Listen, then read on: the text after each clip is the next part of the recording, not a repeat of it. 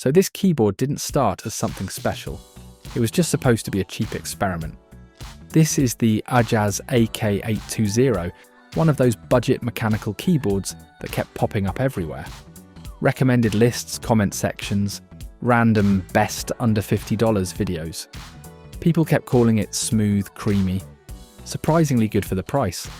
After hearing that enough times, I decided to actually live with it instead of just testing it for a week. And now, it's been over 2 years. This is no longer a first impression review.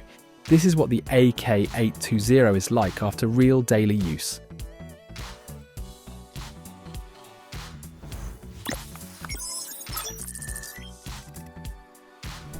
First, the basics.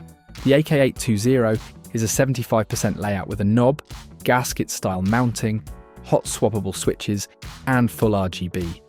On paper, it sounds like something way more expensive. In reality, the case is entirely plastic, not premium plastic, just light, functional plastic. But oddly enough, that doesn't ruin the experience. It keeps the board lightweight and gives it a softer sound profile than you'd expect. The layout is still one of my favourite parts. You keep your function row and arrows, but save desk space. It's practical without feeling cramped. Now let's talk about what actually happened over time, because this is where budget keyboards either survive or fall apart. After more than 2 years of heavy use, around 20 of the most used switches started to wear out. Not catastrophic failure, just the usual signs. Inconsistency, slight scratchiness, and some keys losing that smooth feel.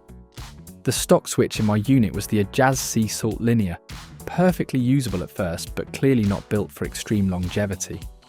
Since the board is hot swappable, I didn't retire it. I upgraded it. I replaced those worn switches with a mix of Hyacinth switches and Leobog Greywood V3. And that single change made the keyboard feel dramatically more refined than it ever did stock. Smoother travel, deeper sound, and far more consistency. Honestly, this board benefits massively from better switches. It's like the chassis was waiting for them. That hot swap feature is the reason this keyboard is still on my desk instead of in storage. Keycaps are mostly still the original ones. They're thin PBT, nothing amazing, but they've held up fine. I did lose the box and some of the extra keycaps over the years, which is what happens when a keyboard becomes part of your daily setup instead of a display piece.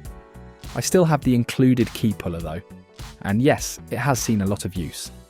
Inside, the pre-installed foam actually helped the AK820 age better than many other cheap boards. It was never a loud keyboard, and it didn't develop that hollow sound some budget cases get over time. One area that did not age well, the software. The official software experience is not great. I stopped using it entirely and switched to a third-party app just to control the lighting. Once you do that, RGB becomes much easier to customize and live with. If you plan to buy this keyboard, expect to go that route. Physically, the board has held together surprisingly well. The clip-style construction means it's not designed for constant disassembly, so this isn't a hardcore modding platform. But as a light mod switch swap board, it works. So what's the verdict after 2 years? The Ajazz AK820 is not amazing out of the box. It's not a premium typing experience. And it definitely cuts corners. But it is a solid long-term budget foundation. If you treat it as a platform, swap weak switches when they wear out, maybe upgrade keycaps later, ignore the stock software. It lasts far longer than its price suggests. This isn't a keyboard you buy because it's perfect. It's a keyboard you buy because it's adaptable.